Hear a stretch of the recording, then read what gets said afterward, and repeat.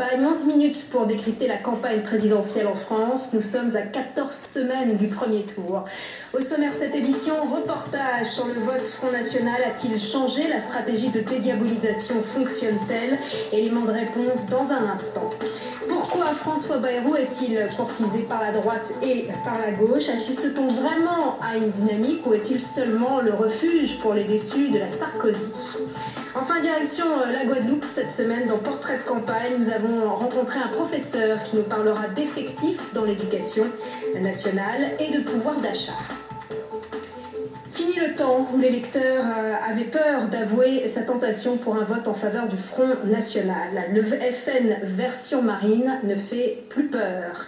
Pourtant, le vote Marine Le Pen reste un casse-tête pour les sondeurs. Il est tellement décomplexé qu'il est difficile de séparer les électeurs convaincus des électeurs potentiels. Reportage de Lise Barcellini, Luc Brown et Florence Maurice.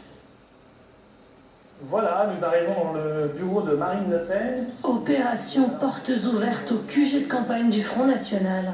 C'est ici que Marine travaille.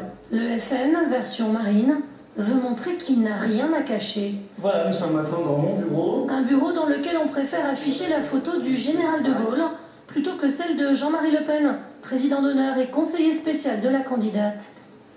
Il est où donc le bureau de Jean-Marie Le Pen? Il n'y a pas de bureau de Jean-Marie Le Pen. Jean-Marie Le Pen, on préfère aussi l'oublier sur le terrain.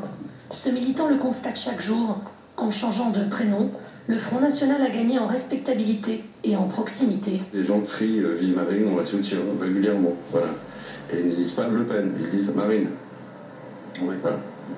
Du temps de Jean-Marie Le Pen, c'était pas possible? C'était autrement, quoi.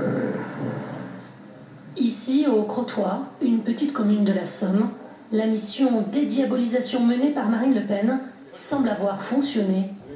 Faut qu'elle passe. Vous allez voter pour elle? Bien sûr. Il y a aussi évidemment les opposants. Et pour le Front National, Ah, bah dis donc, vous regardez. sur le vote des similés, vous n'en voulez pas? Qu'est-ce que vous pensez de Marine Le Pen? Pour les prochaines Qu'est-ce élections? que vous pensez de Marine Le Pen et du Front National? Ah, bah alors, tout le mal possible.